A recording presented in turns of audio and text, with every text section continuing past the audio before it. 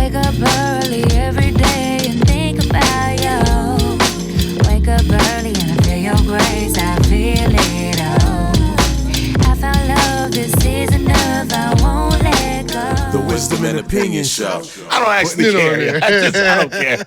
I don't care. All right. Welcome to the Wisdom and Opinion Show, featuring your man, Prophet Josiah. And with me, as always, we have the infamous, the incredible, the incontainable. 2B. Yo, what's going on, y'all? That's right. The camera did not freeze. He just did not know what to say, folks. It's literally been a few weeks of recording. You got to forgive a brother. You know what I'm saying? Okay. But welcome back to the Wisdom and Opinion Show, where we talk about wisdom from God and opinions from us. So today we have a really good topic. I think this is something that needs to be talked about. I'm pretty sure everybody's going to have an opinion about it, including us. So check this out. Do we really need church? How important is it that you go to church? And I'm talking about the traditional, let's get up on Sunday morning and go walk into the building and go worship, maybe, or watch a show. I don't know. Depends on where you go. Definitely does. How important is that? Churches on the internet now. Since COVID has came and went, or it's still here, depending when you're watching this, I don't know. A lot of people getting used to watching church at home. Church, theoretically, we are the church. The people are the church. The disciples got together in people's houses back in the day. Nowadays, we go to a building. Some people like church, some people don't like church. I've heard somebody say, I left church when God left. And it was like, ooh, did God leave the modern version of the church, or is he still there? What do you think? Yo, honestly, I do think that there are some churches that the Spirit of God probably has left a long time ago. And because of the reason why I say that is because people nowadays have church in a building and they have a mentality that is not always God, trying to please God. Sometimes people have political agendas. Sometimes people have money agendas. Sometimes people have sex agendas. There's all kinds of agendas that are in churches and that are prevalent in some churches. So I do feel like that the Spirit of God has left some churches. Absolutely. You can what percentage would you put on? Ooh. Yo. Let's put you in a hot seat right now. What percentage, if you had to guess, okay? I'm gonna throw this out there just for myself. I'm gonna say 50%. I'm gonna say half. Because I know for a fact it's a lot of churches that is on point. Like, right. The worship is real. The pastor's real. The people are real. Everything about it is super entirely legit. Like, they spitting in there like, yo, this is really what it is. And then you walk to the church across the street or down the street, and it's just like, what is going on in here? What is this superficial, clownery, circusy show that is happening right now? Yo, I'm going to surprise you. I know this is going to surprise you. You know how I am. Yeah. I'm going to say more than half.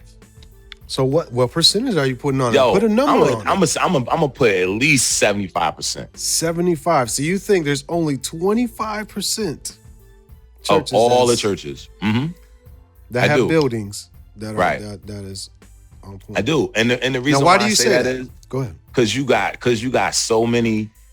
You have to think about it. You have so many churches. Like I was in a city maybe a month or so ago, right? Trying to get some food. I literally saw 5 churches within a 2-block radius. Like 5. there were literally 5 churches, like one on this side of the street, another one on that side of the street. Go up a little bit, one here. Nashville one there. is like that. It's like a church on every block almost. That's what I'm saying. It was literally like 5 churches within a 2-block radius. So if you take into account all the churches that are in America, let's just say America, all the churches that are there, yeah, you can have like what 75% of them be, no spirit of God, and still have thousands upon thousands of churches, because there's that many churches in America. So with that being the case, I'm saying it's 50%. You saying it's 75%. How can you encourage somebody to go to church if it's that bad, right? 70. So that means 7.5 out of 10 churches are bad, and I'm saying 1 and 2 out of bad. You know what I'm saying? 1 out of 2 is bad. How can you then tell somebody, if you're trying to be a witness to them, yo, you need to get Jesus, how can you then say you need to go to a church? And I'm going to be honest, I have a hard time telling people to go to a church unless I personally know the church. Because I done laid the groundwork. I'm saying I'm being a good witness. I'm trying to lead you correctly, and I don't want to hand you off and then you go to some weird place and they got you learning some whack stuff, and now you coming back to me like, oh, I went there and the pastor was all about the bread and he was this and that, and he touched my wife, and I'm just like, wow, you just ruined my whole witness. So I've found that, right? And to your question, it's hard to tell people. I'm with you. Like I tell people about my church because I know what we get in my church. Right. So I can wholeheartedly tell you, like, if I'm witnessing, like, yo, you need to come see us. This is what we get. This is what I got. I'm not too keen about just telling people go to a church. Right. Although I will tell people, like, you definitely need to find a church that is gonna, help you grow spiritually, to where you can see a change in your life. Because it's, the reason why I say 75% is because you no longer have a lot of people who talk about the real deal, the black and white, which is heaven or hell. Like, you don't have a lot of people that still talk about hell, like that are out there. There's not a lot of people. You got a lot of people now. You think that's important? I absolutely, that it's either heaven. The bottom line to being saved or not being saved is the difference between going to heaven and going to hell. Right, and your relationship with God. I want you to finish your thought, and I'm gonna circle back around to that. Go ahead and finish what you're saying, though. So it's like, so you got a lot of people that don't really teach or talk about those things. So you have a lot of people who are just giving messages about being a good person, or, God will help you to get over, to get through a tough time, and that's predominantly all they're talking about. Meanwhile, you have people who are, me and you, we get into it about this that I'm about to say, but it is what it is.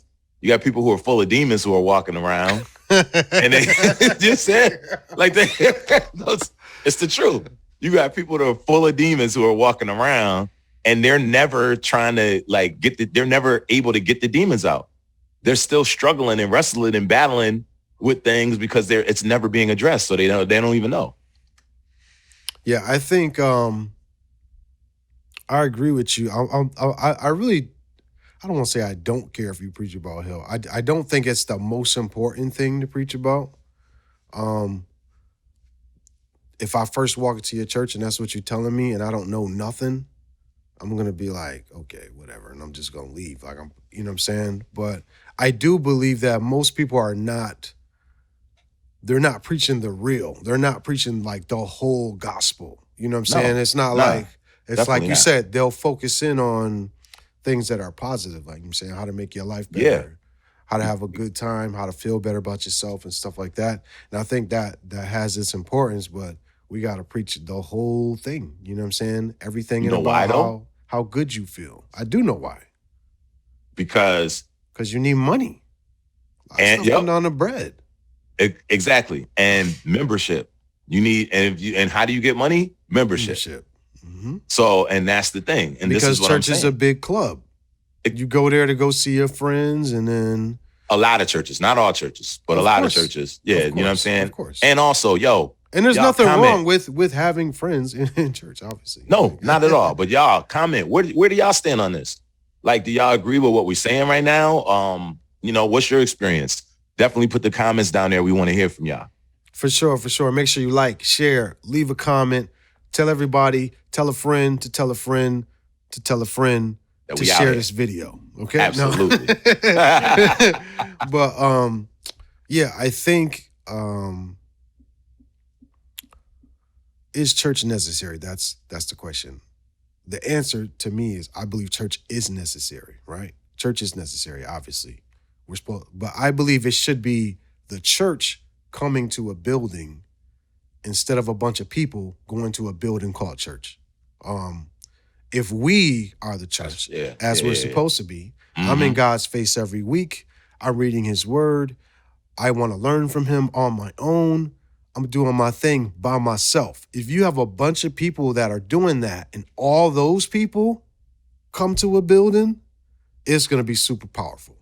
It's you know what I'm saying? It's just going to be incredible because we've all been in God's face before we got here. This isn't like, okay, we're here now, let's worship the Lord. Like I've been worshiping all week already. So when you got a bunch of believers in the same place with the same mindset, all focused on God, incredible things are going to happen. Just Absolutely. period. Incredible things Absolutely. are going to happen.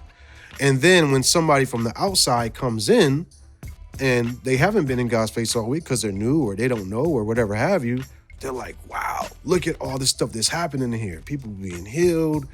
I feel encouraged. Everybody feels like, welcoming. Like, this is incredible. I feel like church is necessary. Like, that's what it's supposed to be like. But like you said, 75%, 50% of the places, it's not doing that. You walk in, take off your hat. Why are you worried about my hat? Who cares if I have a hat on or I don't? Because you got to respect the place. You know what? I feel disrespected. I'm leaving. So now you just lost somebody because they're wearing a hat? It's just stupid to me. You know what I'm saying? Like, and then, people are being, people just don't feel welcome. You know what I'm saying? I've been to a lot of places where you walk in and it's like they size you up within like 5 to 10 seconds. Like, oh, you look like this, you're this color, you're wearing these kind of clothes, you're probably this kind of person. And then it's like, okay, so I don't have to greet you. Oh, this person over here, he got a suit on, he got this and that. Here you go, sir. You know what I'm saying? Here's the best spot. And it's kind of like everybody should feel welcome. Everybody should feel loved. There should be, people be talking about, vibes and energies and all that. I know those are kind of like spooky words or whatever, but it's like, yo, that's real. People can feel when you don't like them. They can feel when you don't care about them. And when you walk into a place, if you have a vibe or energy that's not welcoming, it's just like, yo, why am I here? And it's difficult. You know what I'm saying? How do we fix that? Like, what is the solution to that? Well, first of all, to get to the question, I definitely agree. Church is necessary, man. I agree with a lot of things you said. The Bible talks about forsaking not the assembling together of ourselves anyway. It lets us know that we're supposed to be together. It also says where 2 or 3 are gathered together in the name of Jesus, that he'll be there. And the thing is, you go to the right church, you'll gain strength from being around your brothers and your sisters who are also trying to do and live like you're living. Also, at my church, we still got testimony service, which is old school, but it's effective because sometime when new people come in, they need to hear that you were this type of person, right? But God has helped you to change into this type of person. Like, I'm not like that no more. I don't do those things. But there was a time when I was struggling with those things because when new people come in, they're struggling with something. So it's good for that. It's good for that. We have, and I've been witnessing and trying to bring in people off the streets and things like that lately. I've really made that a mission of mine.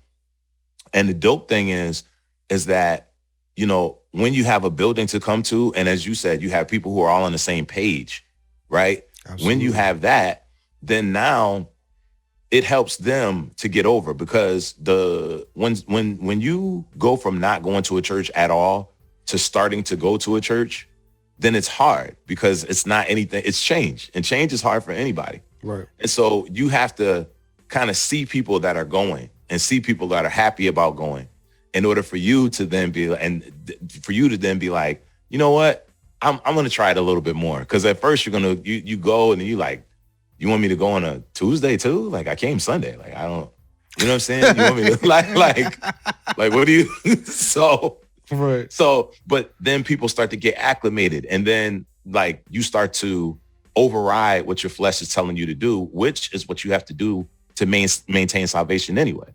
So the building is essential, because, I'm reminded of the word that also says, he that hath an ear to hear, let him hear what the Spirit is saying unto the churches, and how would they hear without the preacher? So there's a lot of things that go along to it. And there's a lot of benefits for going to church. And I encourage everybody, if you don't go to a church, find one that benefits growth, spiritual growth in you, and cultivates your relationship with God. Because now watch this. Let's turn the page a little bit, right? Okay. I hear what you're saying, Prophet. I hear what you're saying, 2B. Yes, sir.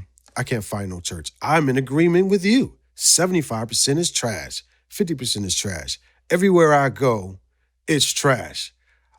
I don't have the energy, okay? I done visited 100 churches. I'm not feeling them, okay? What can I do if I cannot find a church? I'm in a place right now. I'm tired of looking. I got a lot of church hurt or bad experiences or whatever have you. What should I do in this kind of situation, okay? I can't find one. I'm tired of looking. I'm just kind of taking a break. I'm not taking a break from God. I'm just taking a break from looking for a church. What should I do? I would suggest, if you're in this position, which I have been in that position quite a few times, to be honest, I dig super hard into the word on my own. I find a church online or a pastor online that I think is like super on point. A lot of churches stream on Facebook.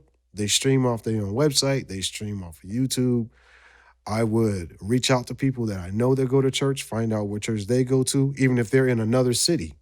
They're probably online too. So I can go to your church in Hawaii, you know what I'm saying? And I'm over here. And I can still get the same word. I can still get up and worship in my living room. I would try to find like-minded individuals that are similar to me. And maybe we all get together and kind of form a home group or like an internet group where we build each other up and we encourage each other. So essentially, I'm still getting the same thing I need to get from church until I'm able to get to an actual physical building where I can see people and shake their hand and give them hugs and stuff like that. But the last thing you want to do is just disconnect completely. Like, you don't want to disconnect. Okay, I can't find a church, so now I'm disconnected from God. Like, that's a problem. And to be connected to God, you can't just be in a silo where you're like, I'm gonna just serve God by myself and there's nobody else. Like, that doesn't work, because then you become your own pastor, you become your own teacher, and at some point, you're gonna miss something because you're not perfect. You need somebody else to be able to talk to you and say, hey, that's kind of sideways. Maybe you should do this, or maybe you should look at it this way. And that comes from, relationships with other people and taking the time to really, I think that's all I want to say. I don't, you know what I'm saying? I'm like looking for words, but you know what I'm saying? I think you get what I mean, right? I definitely 100% get what you mean. I like to add to that, you know what I'm saying, you got to stay in God's face about it. If it's something that you want, he said that when we delight ourselves in him, he'll give us the desires of our heart. Also says, trust in the Lord with all thy heart, lean not to thine own understanding. In all thy ways acknowledge him, and he'll direct our path.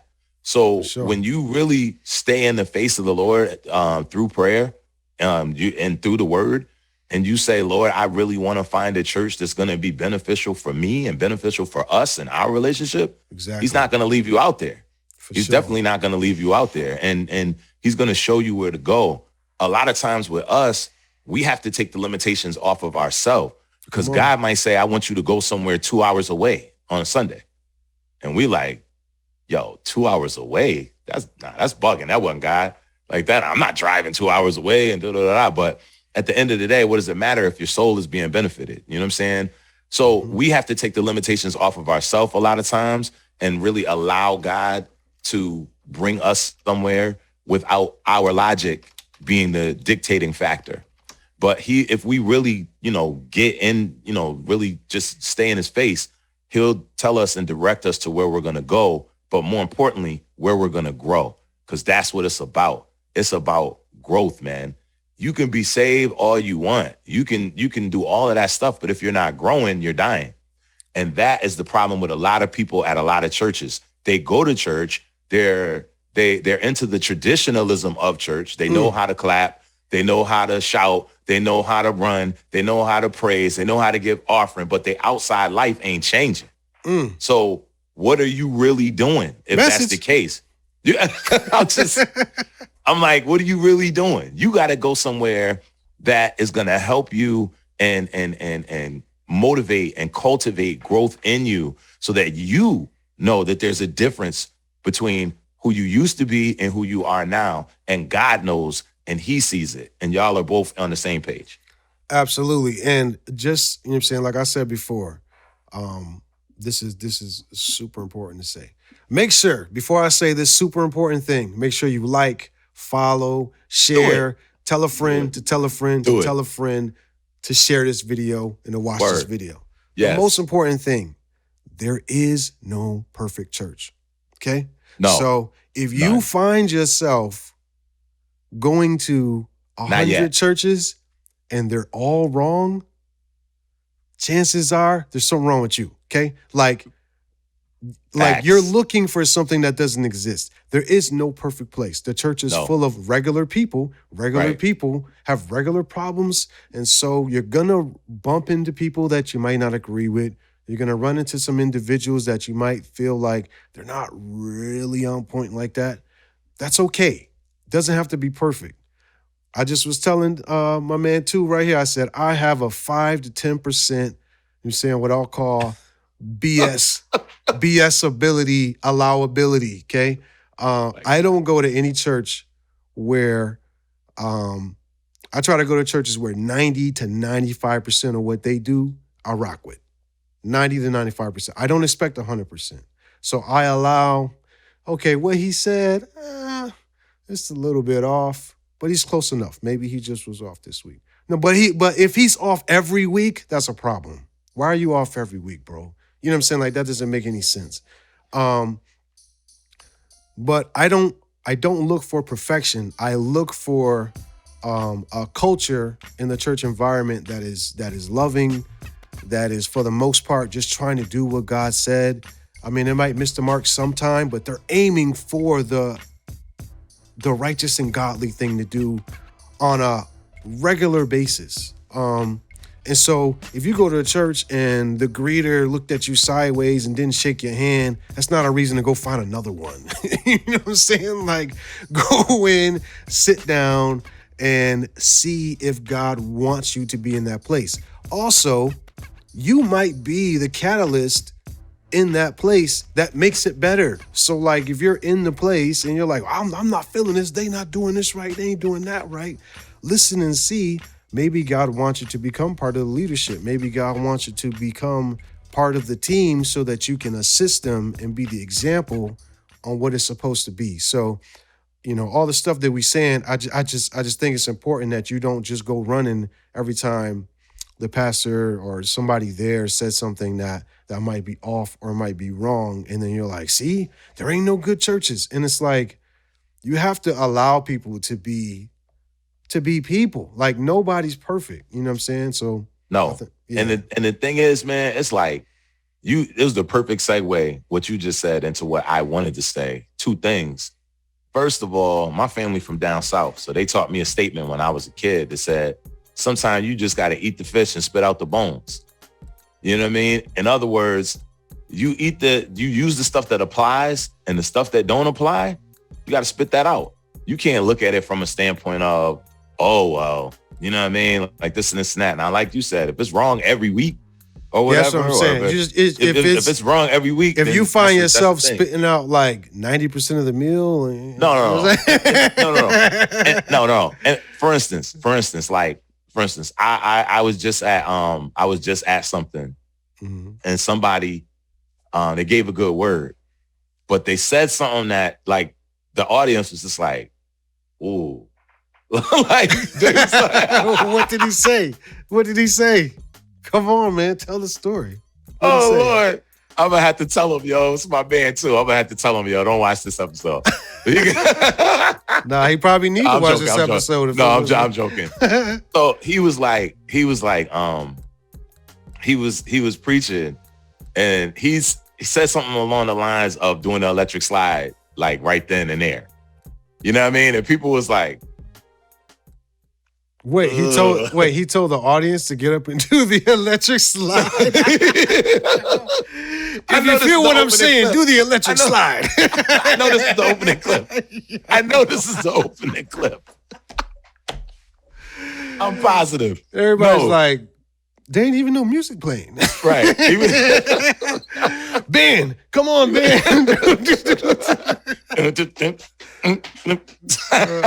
No, he said something along the lines of like, I bet if some type of music came on, half of y'all and majority of y'all would get up and do the electric slide right now. And everybody was like, no. And then everybody, literally it was like, not only that, I guarantee somebody in that crowd looked at their spouse or the person they was with and was like, what's the electric slide? Yo, literally. So what is he talking about? So check it. My mother didn't know what the electric slide was, but she knew it was something that you shouldn't be doing. So she,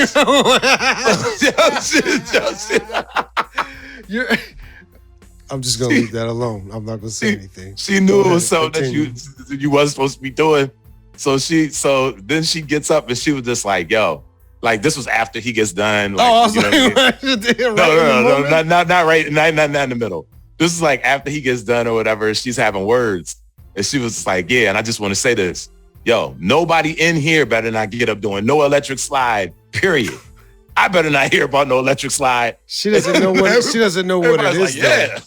She doesn't know what it is. No, she knew it was a dance. Like she knew it was a dance, but like there's no way she would know how to do it or nothing like that. So I was about to say, like, yo, she doesn't know what it is. She might think it's something crazy. No, she knew it was a dance, and probably somebody probably told her. Somebody probably told her, like, Pastor, that's a dance that they do in the world. So, ain't nobody in doing the that. World. That's what they do. In the world. That's a secular thing. That's secular word. Exactly.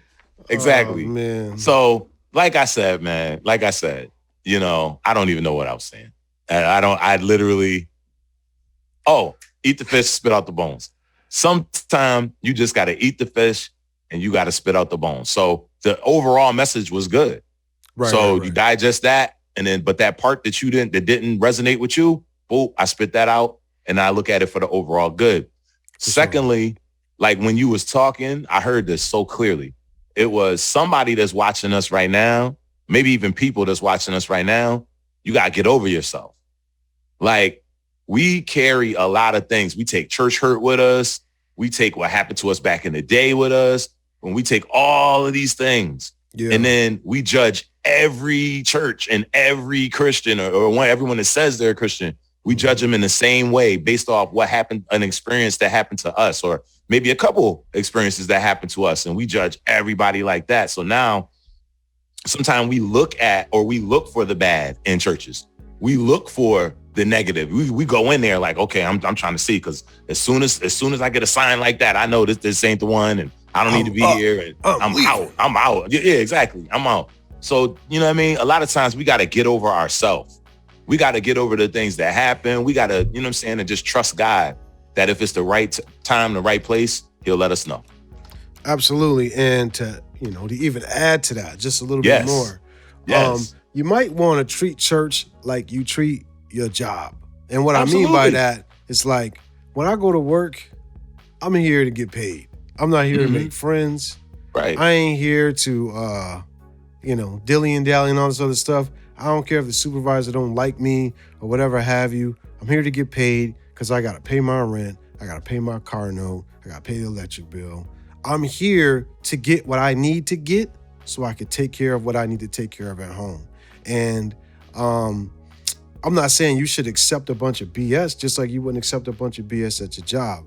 But people don't just be up and leaving their jobs over nothing. People, you don't go to work and be like, oh, this, my coworker looked at me sideways. I quit. And so now you're broke and you can't pay your rent and you can't do things. It's like the same thing. You got to pick and choose your battles. Like, if you go into a church, treat it like your job. You're there to get. Pardon the interruption, but if you like what you saw so far, make sure you like, subscribe, hit the bell, tell a friend to tell a friend to tell their mama to tune in right now. This is your chance. Right now. Hit the bell right now. Church, treat it like your job. Back to the show. You're there to get what you need to get out of it. I remember, there was a certain time in my life where I didn't care what was going on at church. I was there to get the word and to worship, and I was just almost like in another world. I wasn't paying attention to anything except to God, what God is speaking to me, what God is saying to me, and it was incredible to me. I was like, man, the word was great today. And other people would be like, yeah, but this lady was doing such and such. Did you see him running around and doing this and that? And I just was like, I missed that. I wasn't there for that. So that's not what I was looking for. Like, I came there to get the word and I got it. You know what I'm saying? And it's like, sometimes you have to be like that. Like, I'm here to get what I need to get out of here. Or, you know what I'm saying? Just like when you go to school, like, yo, I don't have to engage with everybody that's here. I need to learn. I'm here to get something from the teacher. Like, this is what I'm here for. I ain't got time to play games with people that's just in here looking for chicks or looking for men or, you know what I'm saying, for whatever other reasons people are here. That's not why I'm here. Right. I'm here to get what God has for me. And you best believe I'm going to get it, period.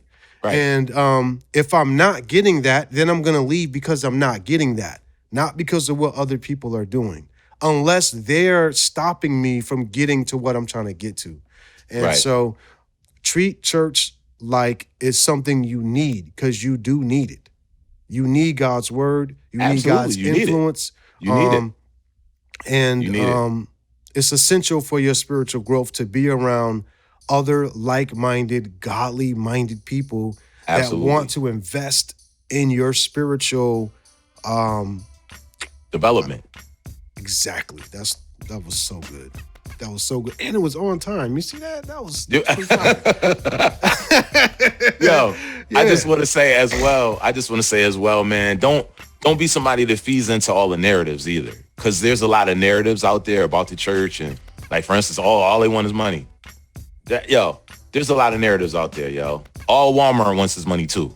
And ain't nobody like, nobody's out there. It's like, yo, Walmart, I'm buying this stuff, but all you want is my money.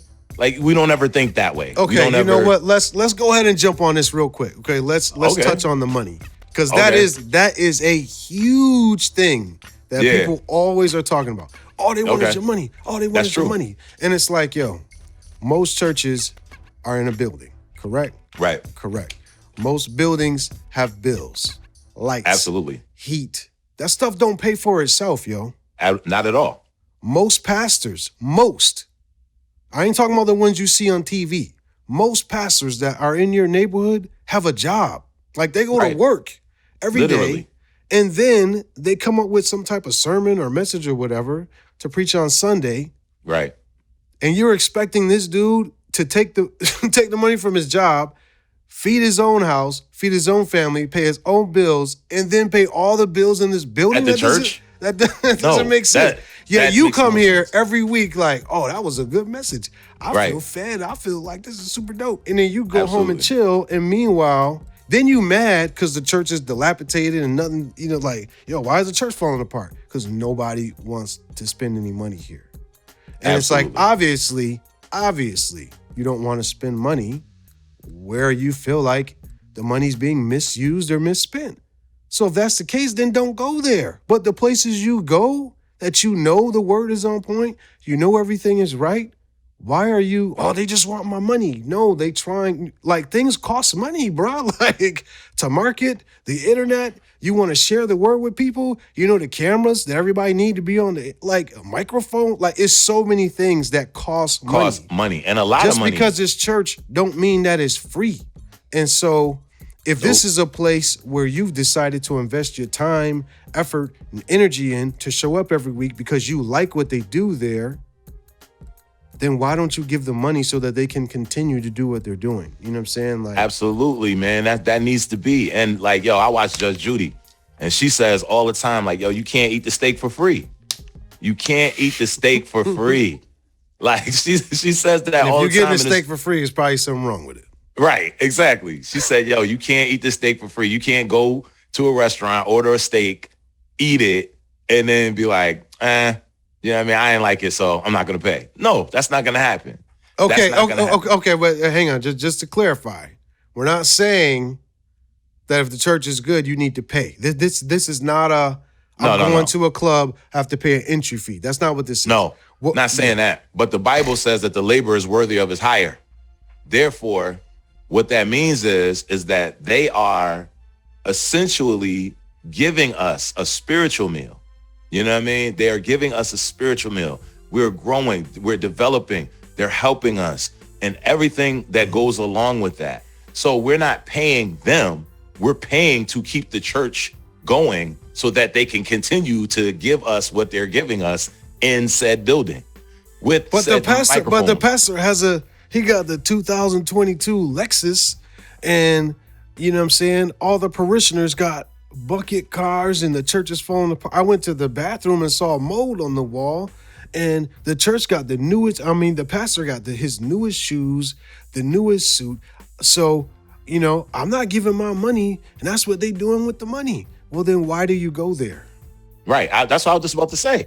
Why do you go feel like that? If you feel like that, then you need to switch. If you feel like somebody's misusing the money, you need to go somewhere else. You don't want to be a part of any ministry Absolutely. that is misusing money or misappropriating because there are money. pastors out there. Why is it that pastors can't be blessed? You know what I mean? Like, I don't understand why some people think that pastors can't be blessed. Like, if you got a Lexus, you just got a Lexus. Like, God bless you. I don't think people have a problem. Well, here's the thing. I don't think people have a problem with the pastor being blessed. They have a problem with it looking kind of fishy. Like, if I go to a church and it's not that big, so let's just say it's a medium size, maybe, I don't know, 300 to 800 people go there, right? And that's medium? Wow. Yeah, 300 to 800. That's kind of large, yo. No, that's large is these mega churches. You know what I'm saying? Oh, like that's like over 1,000 people is large. 300 to 800 is small. Is like 0 to 200 or 300, I think. You know what I'm saying? That's not a lot of people. Okay. Right? So you got 300 to 800 people in there. And, people from all kinds of walks of life. You got some people that are not well off, some people that are kind of well off. But the pastor is like looking like super rich guy. Like, and if your church doesn't really share with you the financials of what they do, almost all the churches I've ever been to, they have a Sunday maybe once or twice a year where they actually show you what happens with the money because they want to be transparent and they don't want you to be thinking something weird is going on. So they get up in front of everybody, they put it on the big board, and they're like, yo, this is how much income we made. This is how much money went to missions. This is how much money goes to salaries. This is how much money goes into the actual building. This is how much is for utilities. And so it kind of makes you feel like, oh, okay, so this is where the money is going. So now I get it. When they say they need tithes and offering, this is what they're spending it on. It makes me feel more comfortable. If you go to a place that is like, we don't need to tell you what we're doing with the money, you need to run. You need to run. Yeah. If they get up on the thing and they're like, you don't need to worry about what's going on with the money, you need to serve the Lord. You need to run. Because that means that they're scared or afraid that if you knew what was going on with the money, you would probably not approve of it. And like, if you're doing everything right, I don't think a church should be afraid to say this is what we do. You don't got to go into intimate detail. Pastor makes this much a year. You know, the secretary makes this much. Just give some type of idea that here's the salaries of everybody in the place. We pay $400,000 in salaries a month. You're like, dang, they paying that much? It's like 15 people here, 400,000 divided by 15. You know what I'm saying? You kind of figure it out a little bit. Okay, this is how much we pay for utilities. This is how much it paid to get the parking lot fixed because the dude rock fell and then da-da-da. You know, like, and so you can kind of get an understanding of, oh, okay, they made this much, they spent this much, and this is what they're doing with it. Yeah. I think that's good. I think it's good. I think, you know what I'm saying, don't let it be your priority though. Like definitely don't let that be your priority. Like you shouldn't be like gung-ho trying to always find out what's going on with the money. If you seeing the church is getting new stuff or that it's being maintained and upheld and things like that, you should know what they doing. I want to know. I'm giving, you know what I'm saying? Because usually a lot of times, a lot of the people that are like that is the same ones that's giving like $3 in the offering. You know what I'm saying? Or they ain't giving nothing at all anyway. So what? Or they ain't giving nothing. So right, you ain't even really contributing. But I want to know. Like, why I want to, you know what I'm saying? So don't be that type of person. But also, like I said, you know what I'm saying? You gotta use judgment or whatever. I'm somebody before I started making my own clothes, you know what I mean, and have my own line, then I wear polo all the time. Like I've always worn polo. It's not new. Anybody that knows me knows I've always worn polo. That's what I wear. You know what I mean? I wear nice suits. I've always worn nice suits. So I'm not going to get to be a pastor. I mean, that's just what I do. No, I'm not. No. Ain't nothing wrong with being fly, man. Why are you trying to act like that's a bad thing? You trying to back up from it? No, I'm just saying, like, I'm just making a point that I like what I like. You know what I'm saying? Right, people like what they like. Some people like Lexuses. That's just what they've always had. They like what they like, and that's what they buy. So you don't be so quick to equate that to like, oh, they doing this with the money or they doing that with the money or whatever like that. Because people like what they like. And just because you a pastor, it don't mean, oh, I'm a pastor, now I got to stop liking what I like and wear some Walmart stuff so I can prove to you that I'm Ain't pastors supposed to be poor, though? Ain't y'all supposed to be poor? Most pastors I know, they not necessarily poor, but shouldn't a pastor have holes in his shoes? I mean, like, what's up with that? Hey, man, like you this is what people be thinking, yo. That's people what they think. People believe, like, yo, if you're anybody that is some kind of leader in a spiritual thing, you should be very homely and very right. I don't want nothing. My house is not nice. My everything should be falling apart. Everything is falling apart. I'm just giving everything to you. And if you driving around great. If that was the case, you know, a lot of churches wouldn't exist because it just would be like, I have to leave and go to work and get money so I can take care of my family. Y'all figure this out because I don't have enough money. And I believe God provides for his people. So absolutely. You know, bottom line, it's crazy. You need the church. We all do. For sure. Oh, one last story. Let me tell you the story real quick. Get it. I went to this church, right? I won't say the name of the church. I've been to a lot of churches, and I've been part of the leadership team at like a few of them, right? So there's one church. I'm part of the leadership team, and we're in a meeting. In the church, you know, they were going over the financials. This meeting has mad people in it. We're all in this room, all the heads of all the departments or whatever. And they said, they started to put the financials up on the screen. And they just started. It didn't even finish yet. They said, this is how much money we made this year. And it was over $1 million, right? But they didn't say that, but they didn't show the expenses yet. It just said, this is how much income we made. And and it just was like this weird, like, whoosh over the crowd, like, oh, they made $1 million. And I remember the dude I was sitting next to, he was in another department. He said, they made $1 million. He said, man, if they made $1 million, then we should be, and just started listing off all these things. We should be doing this, and we should be doing that, and we should have such and such. And I said, bruh, they didn't even get to the expenses yet. They haven't got to the expenses yet. You're just seeing what came in, right? He's like, yeah, but with I said, $1 million is not infinite money. It's $1 million. If you subtract $1 from $1 million, now you got 999 something thousand. Like $1 million is not an infinite number. And he was just so geeked about, oh, it was over $1 million. So then we'll go next line, 200,000 for this, 300,000 for that, 400,000 for this. And when you got to the bottom, they was negative. And they were like, and I said, you see what I'm saying? Like they made $1 million, but the roof broke or something, that costed whatever. They got people on salary, that cost whatever. All the equipment, that cost whatever. Oh, you know what? We had to buy 10 new microphones because they got flooded or something. That cost whatever. So we had to go to the bank and get a loan. So technically, we're in the red. This is why in the summertime, people go on vacations and stuff like that. So that's tithes that we're not getting. Money. So we're kind of needy right now. You know what I'm saying? So if you see your leadership team asking you to come in an extra day or so or whatever, that's why we're doing that. And it was just like eye-opening for a lot of the people in the room because they saw the $1 million and then they were like, oh, we should be doing whatever. And then when they saw the expenses and saw we're still in the red, it was clear that the money was not being misused. Everything that was on that expenditure was necessary. And so it was like, oh, yeah. Oh, you know what I'm saying? Yeah, exactly. But I just wanted to share that because people feel like churches are just getting over. And I'm not saying that there aren't churches trying to get over, but most of them are not getting over. Like they're trying to get by.